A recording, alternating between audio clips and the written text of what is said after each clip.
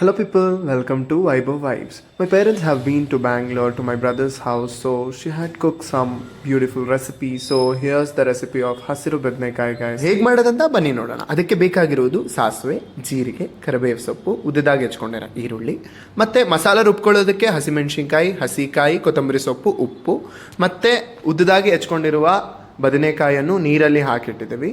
ಅದು ಹೇಗೆ ಮಾಡೋದಂತ ಅಂದರೆ ಪಾತ್ರೆಯಲ್ಲಿ ಎಣ್ಣೆ ಹಾಕಿ ಅದಕ್ಕೆ ಸ್ವಲ್ಪ ಸಾಸಿವೆ, ಜೀರಿಗೆ, ಅದು ಚಟಪಟ ಅಂದ ಮೇಲೆ ಅದಕ್ಕೆ ಸ್ವಲ್ಪ ಕರಿಬೇವನ್ನು ಹಾಕ್ಕೋಬೇಕು. ಅದನ್ನು ಚೆನ್ನಾಗಿ ಬಾಡಿಸ್ಕೊಂಡು ಅದಕ್ಕೆ ಉದ್ದದಾಗಿ ಹೆಚ್ಕೊಂಡಿರುವ ಈರುಳ್ಳಿಯನ್ನು ಹಾಕಬೇಕು. ಆ ಈರುಳ್ಳಿಯನ್ನು ಚೆನ್ನಾಗಿ ಬಾಡಿಸ್ಕೋಬೇಕು.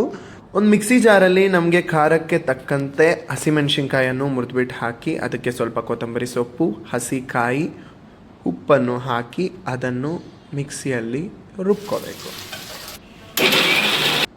ಈರುಳ್ಳಿ ಮಿಶ್ರಣಕ್ಕೆ ಸ್ವಲ್ಪ ಅರಿಶಿನವನ್ನು ಹಾಕ್ಕೊಂಡು ನಾವು ಉಪ್ಪು ನೀರಲ್ಲಿ ನೆನೆಹಾಕ್ಕೊಂಡಿರ್ತಕ್ಕಂಥ ಬದನೆಕಾಯಿಯನ್ನು ಈರುಳ್ಳಿ ಮಿಶ್ರಣಕ್ಕೆ ಸೇರಿಸ್ಕೊಂಡು ಚೆನ್ನಾಗಿ ಬಾಡಿಸ್ಕೋಬೇಕು. ಸೊ ನಾವು ಜಲ್ದಿ ಬೇಯಬೇಕು ಅಂತ ಹೇಳ್ಬಿಟ್ಟು ನಮ್ಮಮ್ಮ ಅದಕ್ಕೆ ಒಂದು ಪ್ಲೇಟ್ ಇಟ್ಟು ಆ ಪ್ಲೇಟ್ ಮೇಲೆ ಸ್ವಲ್ಪ ನೀರು ಹಾಕಿ ಒಂದು 5 ನಿಮಿಷ ಬಿಟ್ಟಿದ್ದಾರೆ. ಸೊ ಮಧ್ಯದಲ್ಲಿ ನಾವು ತೆಗೆದುಬಿಟ್ಟು ಚೆಕ್ ಮಾಡ್ತಾ ಇರಬೇಕು ಏನಾದರೂ ಸೀದೋಗಿದೆಯಾ ಇಲ್ಲ ಅಂತ. ಸೊ ನಮಗೆ ಒಂದು ಫೈನ್ ಟೈಮ್ಗೆ ನಮಗೆ ಬದನೆಕಾಯಿ ಬೆಂದಿದೆ ಅಂತ ಹಿಂಗೆ ಕಟ್ ಮಾಡಿ ನೋಡಬೇಕಾಗುತ್ತೆ. ಆಮೇಲೆ ನಾವು ರುಬ್ಬಿರ್ತಕ್ಕಂಥ ಹಸಿಮೆಣಸಿನ್ಕಾಯಿ, ಹಸಿಕಾಯಿ ಪೇಸ್ಟನ್ನು ಬದನೆಕಾಯಿ ಮಿಶ್ರಣಕ್ಕೆ ಸೇರಿಸ್ಕೋಬೇಕು. ಆಮೇಲೆ ನಮಗೆ ಗ್ರೇವಿ ಎಷ್ಟು ಬೇಕೋ ನಮಗೆ ಕನ್ಸಿಸ್ಟೆನ್ಸಿ ನೋಡಿಕೊಂಡು ಅದಕ್ಕೆ ನೀರನ್ನು ಹಾಕ್ಕೋಬೇಕು.